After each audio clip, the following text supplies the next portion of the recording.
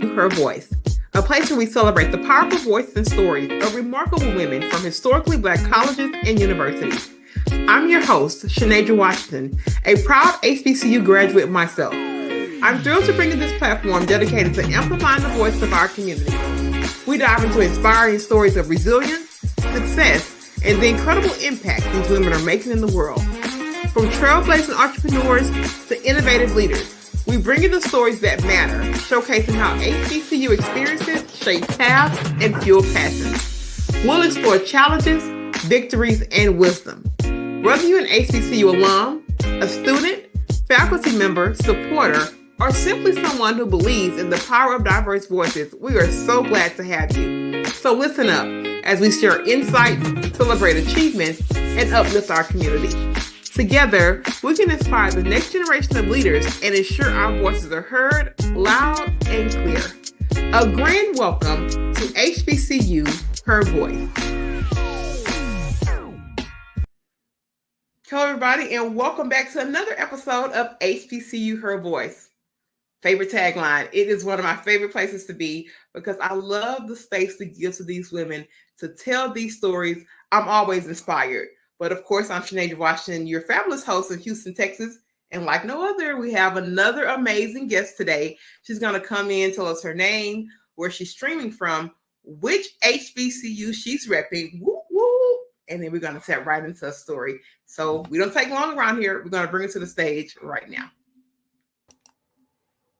Hi, how are you? Thank you so much for having me, Shanadra. My name is Erica Ahmed, and I am streaming from Atlanta, Georgia. But I am a native Pennsylvanian. That's where I was born, stayed there for the first 8 years of my life.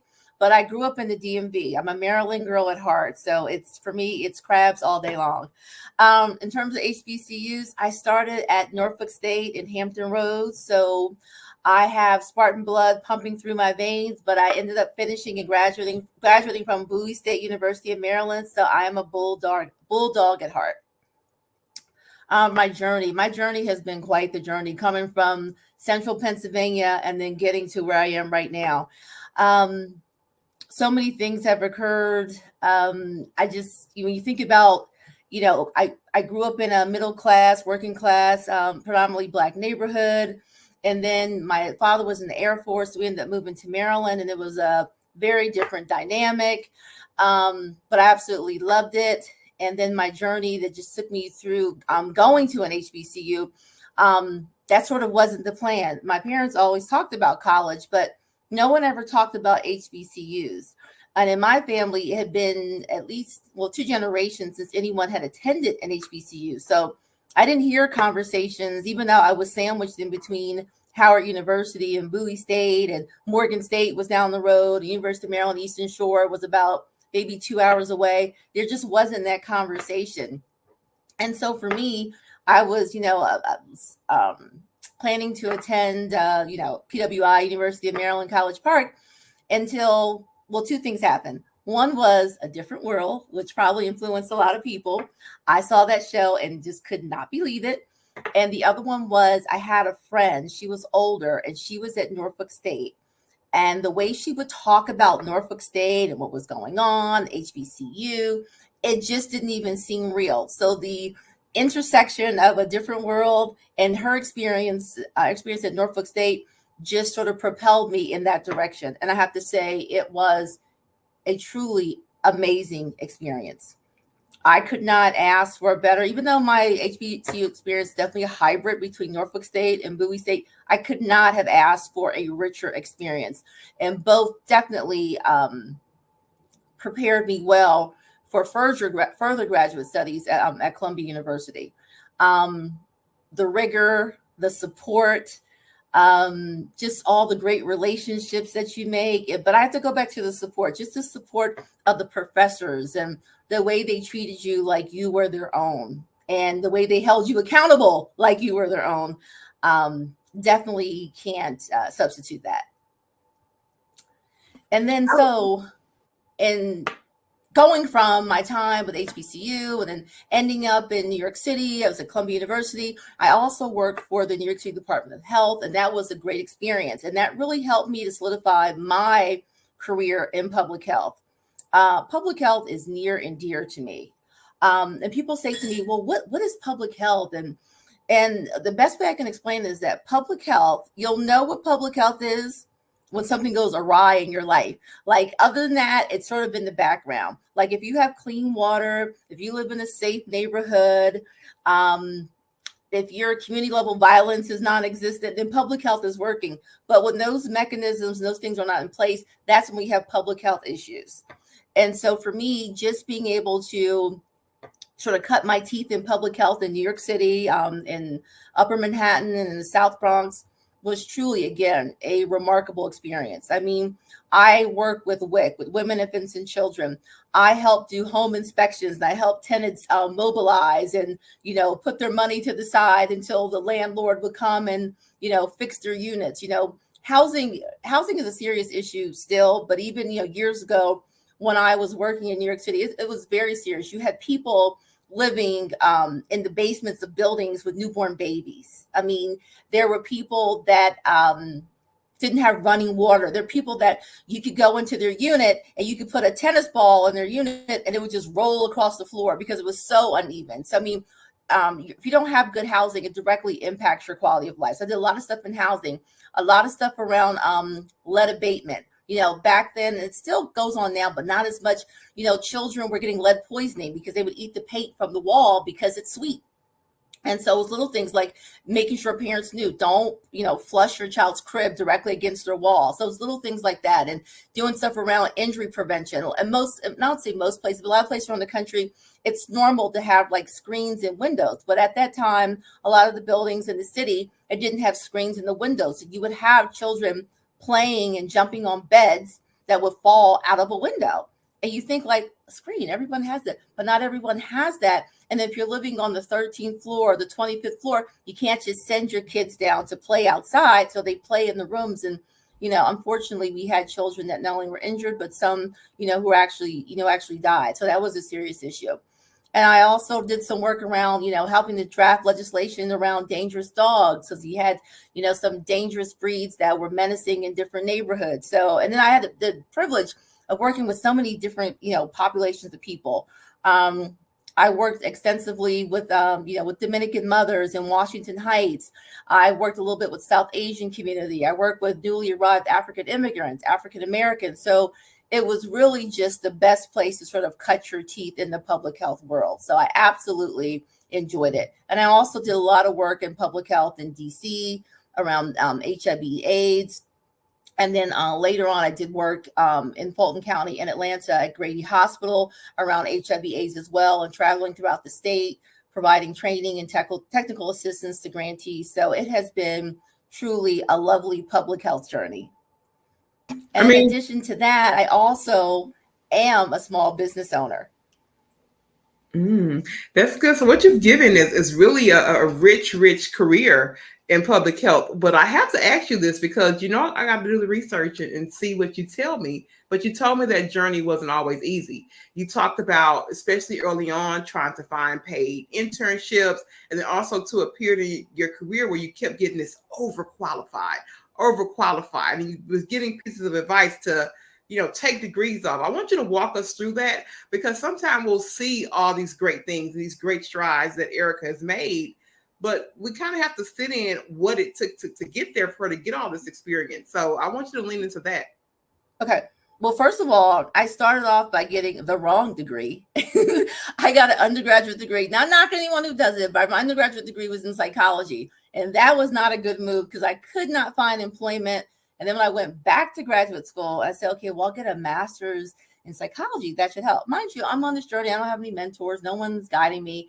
That didn't help as much. Then that's when I went to go back to school and had to get a degree. It's in the behavioral health spectrum, but it was under the guise of public health. And that's when things started. But because that took so much time, obviously I accumulated a lot of student loans, a lot of debt along the journey. And then it was harder because I was a little bit older, older, because this is my second graduate degree. So getting internships was a little bit harder, and I had like real bills to pay.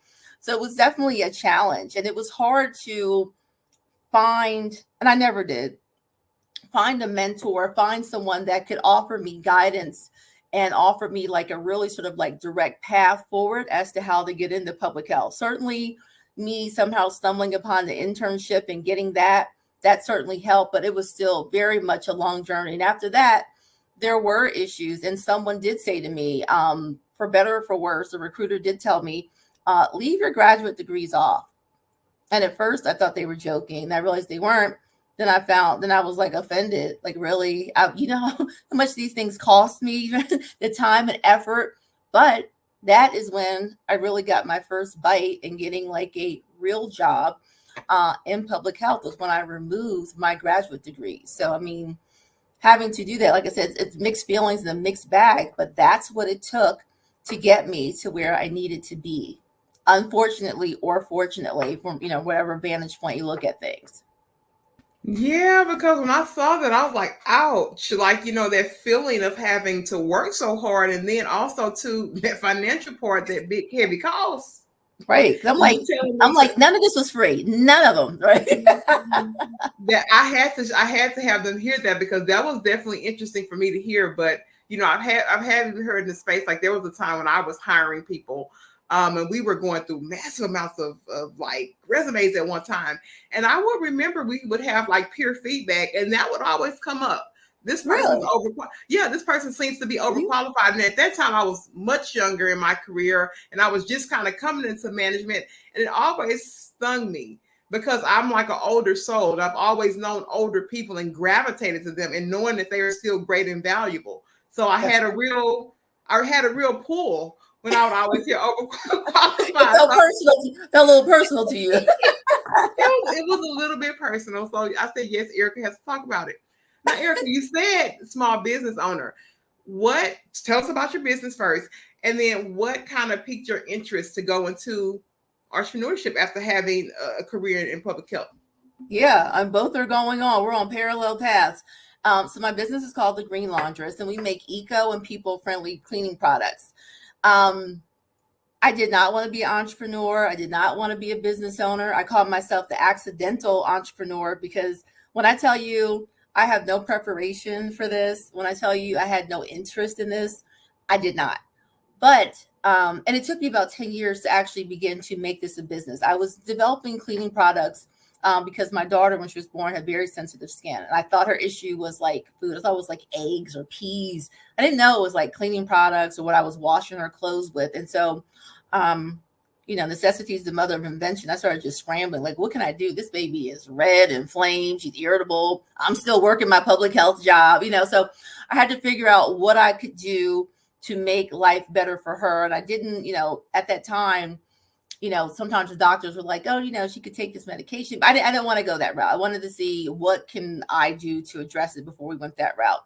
And then so even looking, and this was years ago, looking around the grocery stores and the other places in the marketplace, there just weren't that many product lines that addressed it. And so I started thinking like what did people use 100 years ago? They were probably relatively clean, and they probably didn't have a lot of skin issues. And so that was sort of like, you know, my frame of thought. What did people use 100 years ago?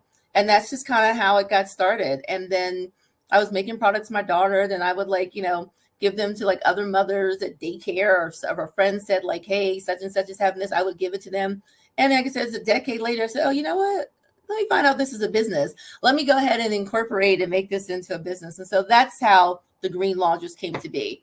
And a little bit about the name. Green, obviously, it's wanted to be eco-friendly, but also people-friendly, because people are like, oh, the environment. The environment is important, but so are people. Like, it needs to be eco and people-friendly.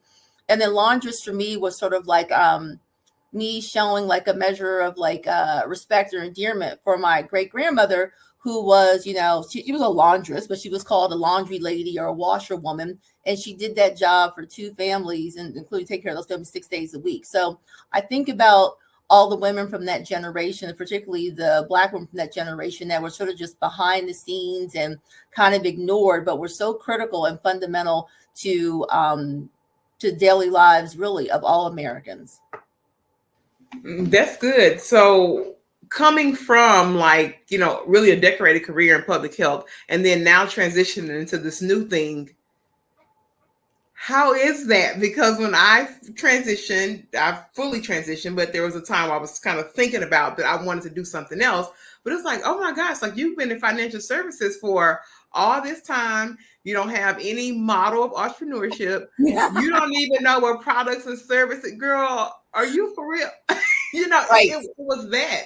So talk about this shift into kind of having to wrap your mindset around entrepreneurship, because it's a different beast and a different animal. So Oh, what has that kind of been like for you? And just it was like, I know you said you've been thinking about it for a long time, but what made it be the why now? Let's start.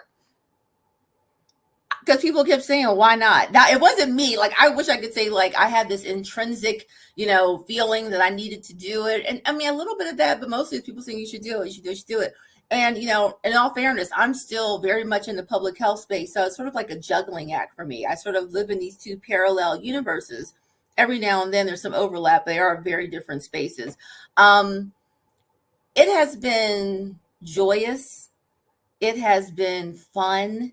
It has been educational, and it has been one of the hardest things I've ever had to do. And literally every day I learn something new. And on a whole bunch of days, I have some boo-boos and I have some, oh God, I'm not doing this anymore. But it has been a journey that I wouldn't trade it for anything. It's been a really good journey. And I'm looking forward to, the journey continuing. But like I said, every day I'm learning, because I don't have the background for it. It's not me, but it has become me.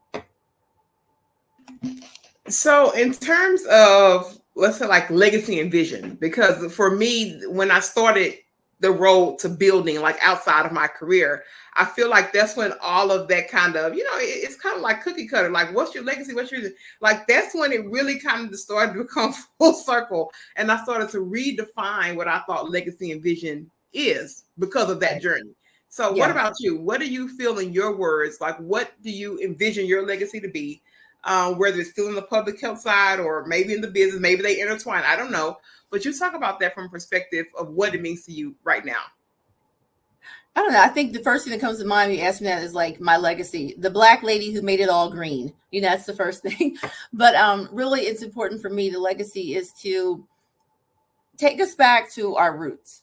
And when I say our roots, like for many of us, we came from people who believed in natural products and natural cleaning, and they wanted, whether they knew they wanted a certain quality of life, they had a certain quality of life because it came from what they had from the even though they may have been like bare resources, there were still those resources. And so I think with progress, sometimes we actually go into a space that's not healthy for us. So sometimes you go forward, but you need to go back a little bit in order to make things right and to balance things out. So my legacy is that I want to be the person who really takes us back to our roots in a good space, and that really educates us around, the importance of, of whole health and living cleaner and living greener. I mean, I think about things like, a woman's womb is a baby's first body.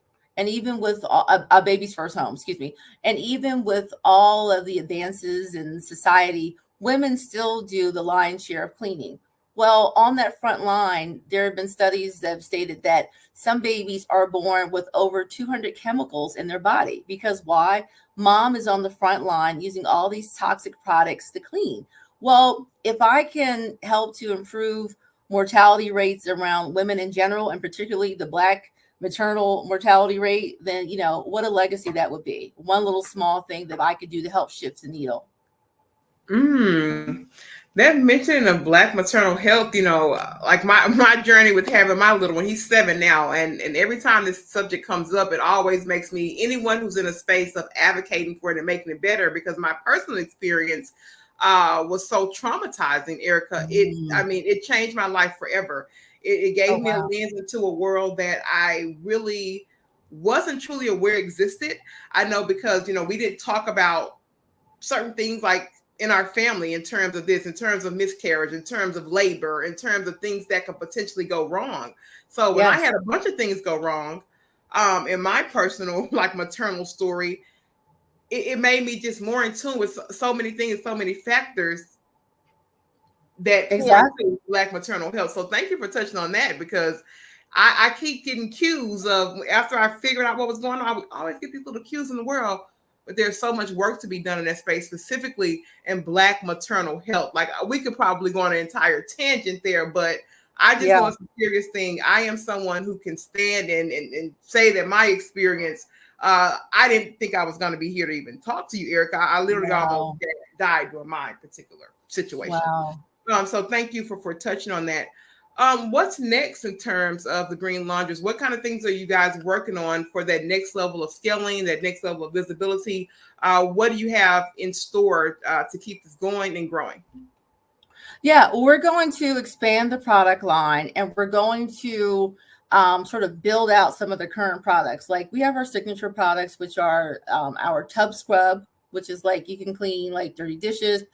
People use it to clean their rims. You can use it to clean anything. It's like anything that's a little bit of elbow grease, you use a tub scrub. Then we have our laundry soap, which is our laundry detergent. And our third signature product is our multi-purpose spray, which you can use to clean like anything under the sun. It's a glass cleaner. You can use it to clean your kitchen countertops, everything. So we're going to probably add probably the next, I would say probably by spring, and I'm sorry, we have a floor cleaner now too. And we have some other products as well, but we're going to add 2 more products. And then we want to sort of build out that product line and make it really strong.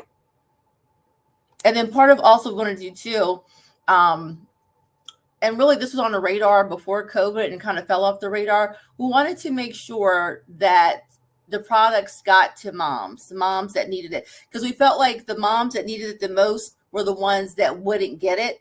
And not having money or access shouldn't be a barrier to being able to live healthier and live a cleaner, greener life for you and for your children. So I'm not quite sure when that's going to launch, but that is back on the radar to essentially have like sort of like mommy cleaning kits. That's great. Eric, I want to ask you this because you are on a parallel path and so many people are out there on parallel paths. And I always have to ask you so that we can focus on Erica and not the public health and not the Green Laundries, but Erica specifically. What are you doing to keep Erica fueled? I ask when I hear the parallel path, and Eric, I've been hearing the parallel path a lot in these interviews. So when I hear it, I say, now, wait a minute. Okay, I know we have the things because I have the things too, right? But what is Erica doing for her own personal fuel, maybe her own personal development, and really that space that's sacred to her, that's a little bit separate from public health or the business? Yeah. So one of the things I'm doing that's not a healthy thing is that I definitely indulge in chocolate when I'm stressed, that, I'm trying to manage all of this or whatever. But for the good things I'm doing, I am picking back up on my yoga practice. I am being intentional about walking. I love walking and I'd gotten away from it. So I'm getting back to walking. I used to delve in Pilates about a decade ago. So I'm going to start picking Pilates back up. And I am doing a bit of traveling. For a long time, I just didn't do it. I was divorced and, was raising my daughter, who's now off at college. So I can actually travel. I can actually, connect with friends again, and we can hang out, and I can actually have this thing called a social life. So, yeah. I love it. I just wanted to make sure I checked in with you, the lady, not the career woman. Right. Not take off this hat, put on that hat. Yeah. Yes, and that space, because it's so important that we do that. Because I have to tell myself on the shoulder and say, okay, Shanadra, it is time to step away. You've been CEO, you've been pocket host, you've been mommy. Okay, where is that space that you have? Because if you don't tap in, you have to be intentional about getting fuel for this ride. That's right. That's right. We can easily lose sight of who we are, the essence of who we are. And it can take a long time to get her back, if ever. So you have to fight for her and be intentional to attend to her. I don't get to this question all the time in the interviews, but I like to ask it when I can. It is a reflection question. It has Erica think back to, we're going to go 25. We're going to have Erica, because I play with the numbers, and sometimes this gets tricky because sometimes these ages are tied to people's big moments, but I don't know. I'm going 25, Erica.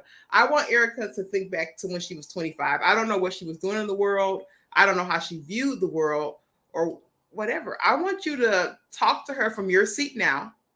Is there any advice or any piece of reflective information that you would give to her as you are currently Erica in this state? I think I would tell her to calm down, relax, don't have so much anxiety. Um, Now she was partying, she was having a good old time, but enjoy enjoy your life and know that it really will all work out. And you have the tools that you need. You have the resources that you need. That's good. Calm down is a good one because at that age, you think, I mean, you're just going. Yes. So calm down is a good. I think it's the first time we got that one. That calm down is really, really good. So I don't know if I touched on this, Erica, but where do we find the products? Like, do we specifically say where are you selling these products? How will people go and purchase the products? Just give us a rundown of that so we have that for the viewers. Yeah, sure. You can go to www.thegreenlaundress.com. And it's directly on your website and no other retailers, just currently on Yes, your site. you can. Okay. Okay, I just want to make sure that we have that, and we will, of course, link that to the products and services. Thank you for this, because I love that you're in this space.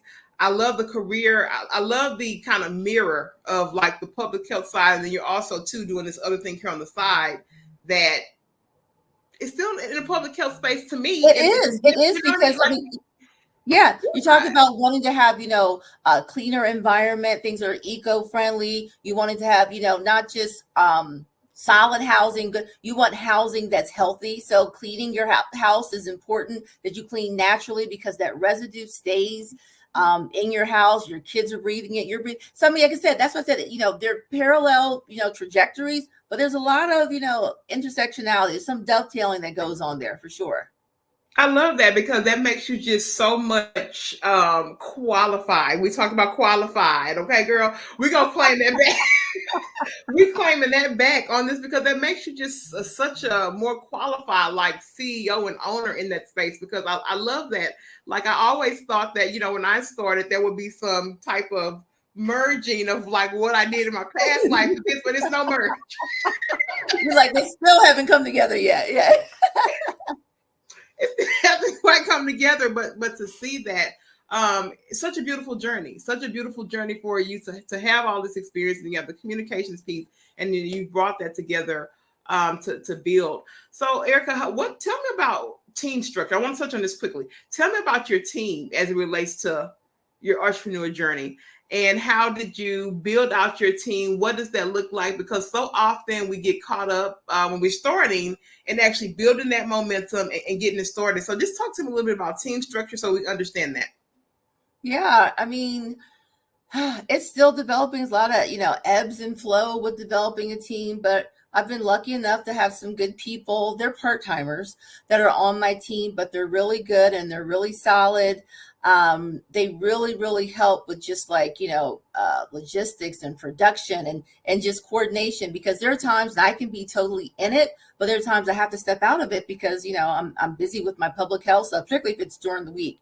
So we have a pretty well-oiled machine, thank goodness, that we don't have too many hiccups. So I'm very, very, very happy and very thankful. I love that. Erica, we're going to cue to your final thoughts. So if somebody was to pick this interview up, and if they didn't get nothing else about the Erica story, the Green Laundry story, what would be your final thoughts? Go with your heart, do what makes you happy. And if you haven't gone to college yet and you want to go to an HBCU. It doesn't get any better than that.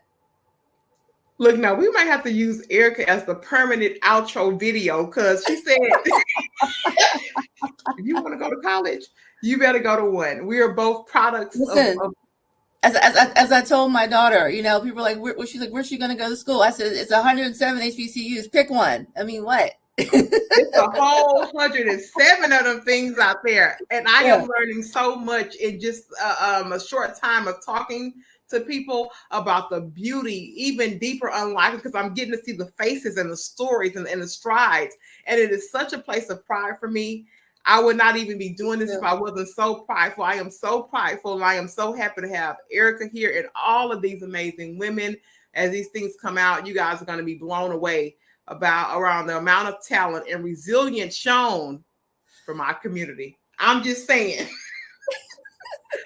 Okay, guys. Yes, amen to that. Yeah. It has been another great episode, of HBCU Her Voice. We always make it right? Every time you come here, you get a good feel. I am so proud to be in this space. I want to thank you so much for tuning in. And until next time, I love you. It's nothing you can do about it. And we'll be back with another amazing woman on the next show. And we're out. Thank you so much.